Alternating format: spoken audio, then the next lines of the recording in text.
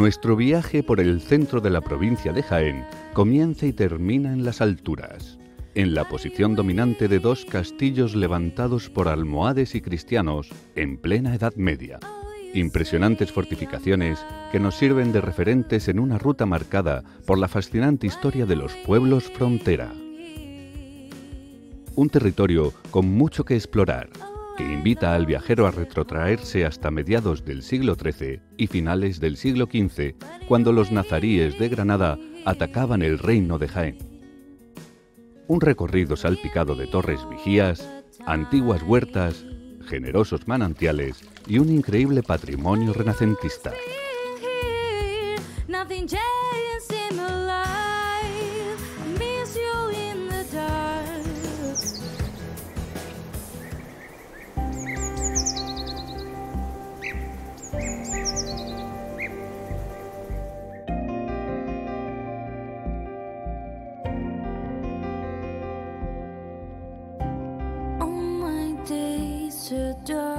La primera página de este cuaderno de bitácora se escribe en el imponente Castillo de la Guardia, una fortificación aferrada a la piedra del Cerro de San Marcos y con vistas a la ribera del río Guadalbullón. Tras la conquista cristiana, llevada a cabo por el rey Fernando III en el año 1244, la Guardia recibe el nombre de Montijar. Este apelativo hace referencia a la misión que tenía la villa en la defensa del reino de Jaén frente a las avanzadillas de los nazaríes del reino de Granada. Con el mosaico de los tejados de la Guardia a los pies, las tierras de cultivo a lo lejos y compartiendo el mismo enclave que el castillo, el viajero localiza una de las alternativas de alojamiento en la parte alta de este pequeño pueblo. Un hospedaje rural que preserva el sabor de la vida tradicional.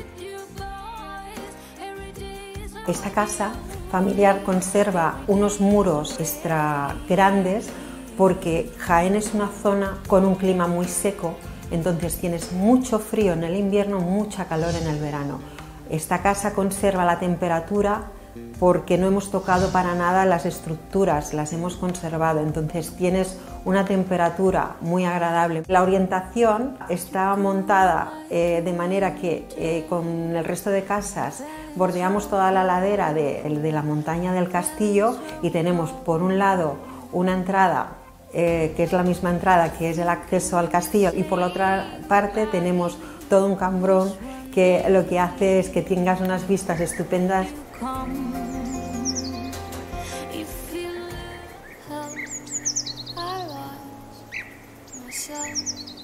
Aprovechando la panorámica que nos regala esta antigua casona, localizamos el templo principal de la Guardia. Con el campanario como referente, recorremos los callejones que nos separan hasta alcanzar la iglesia principal del pueblo.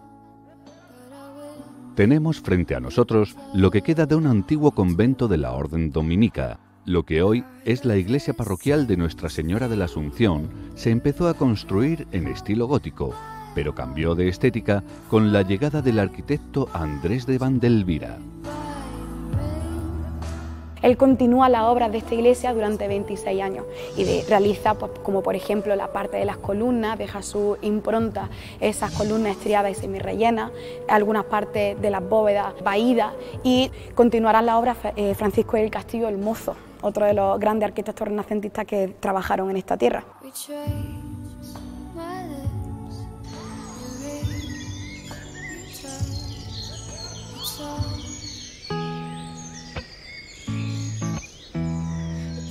Para llevarnos un recuerdo de nuestro paso por la Guardia, acudimos al taller de uno de los pocos artesanos que todavía trabajan el esparto.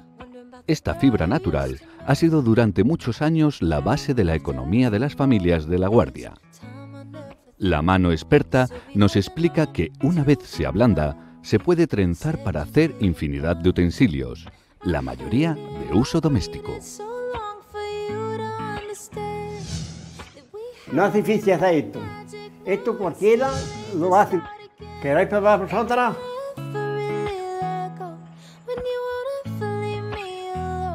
Siete en la derecha y 6 en la izquierda. 3 ramos que lleva la pleita.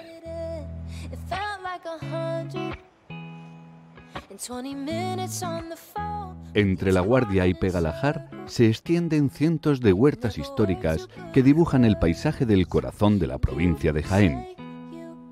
Terrenos que contienen las huellas de los primeros habitantes que hace varios siglos prepararon estas tierras para hacerlas aún más fértiles. Aquí, huertas y olivares se alternan tiñendo de distintos tonos de verde el entorno.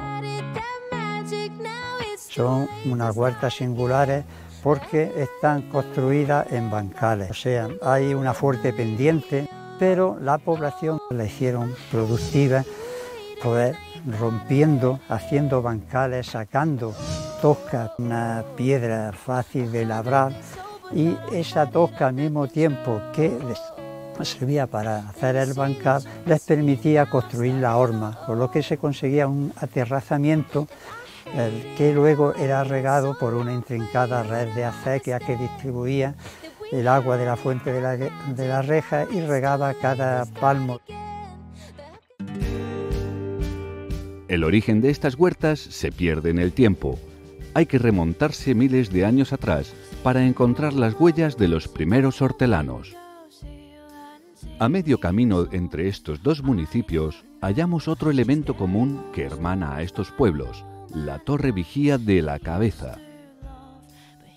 En lo alto de un cerrete se levanta una sencilla estructura con dos funciones: la vigilancia de la frontera y, en caso de ataque, la comunicación de que se acercaba el enemigo.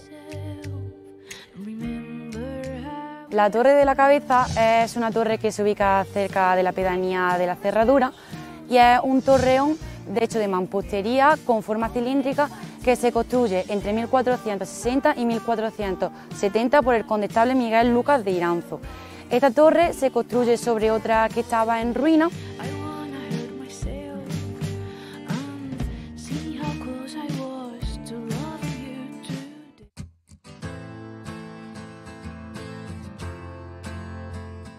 Entramos en Pegalajar atravesando el Arco de la Encarnación. También conocido como la antigua Puerta de Jaén, este acceso formó parte de la cerca del castillo. El arco de piedra tiene los tres escudos: el de Juan II de Castilla, el de la ciudad de Jaén y el de Alonso Fernández de Ledesma, corregidor de la ciudad de Jaén.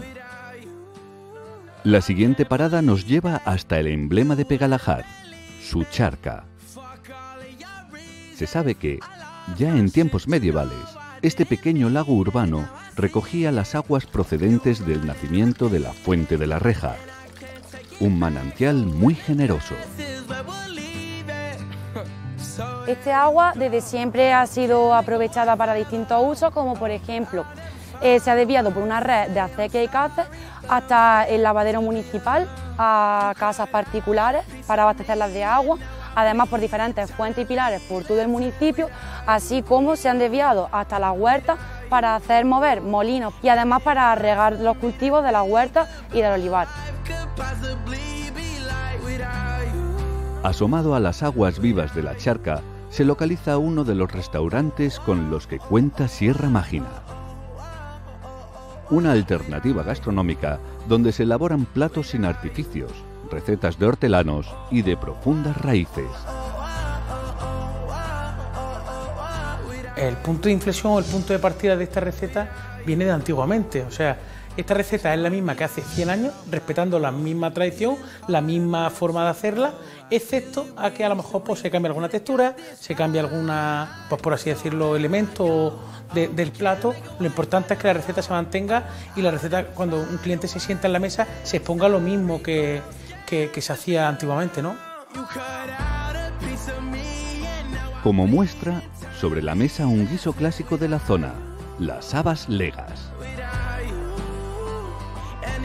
Vamos a elaborar las habas legas haciendo un sofrito tradicional. Se hace un sofrito, se le añade un caldo de verdura.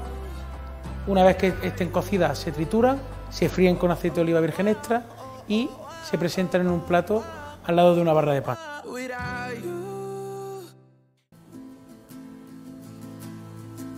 Ya, dentro de los límites del recinto del castillo, el viajero puede admirar la iglesia de la Santa Cruz.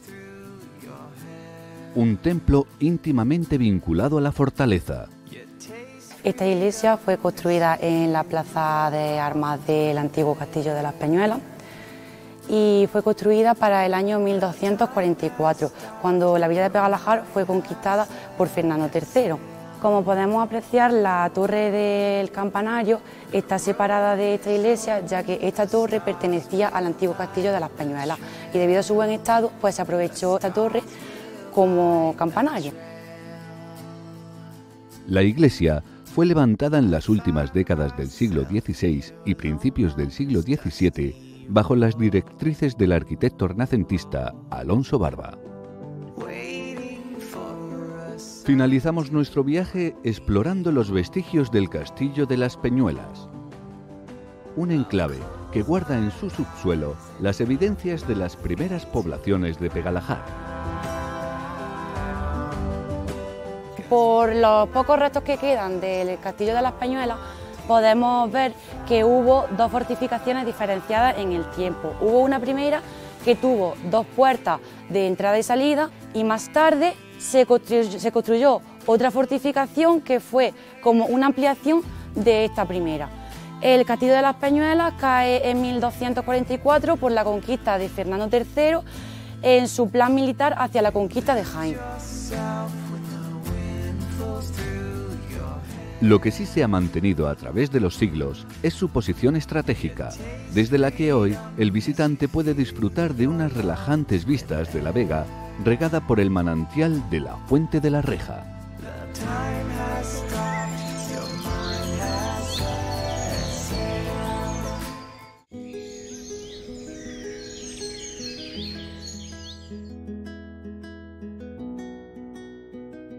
Viajar a La Guardia y a Pegalajar es pasear por la historia.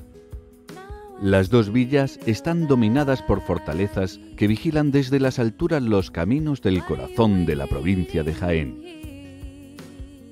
Tierra de olivares y huertas regadas con agua de manantial que invita al viajero a disfrutar de su rica gastronomía y de su entorno en pleno Parque Natural de Sierra Mágina.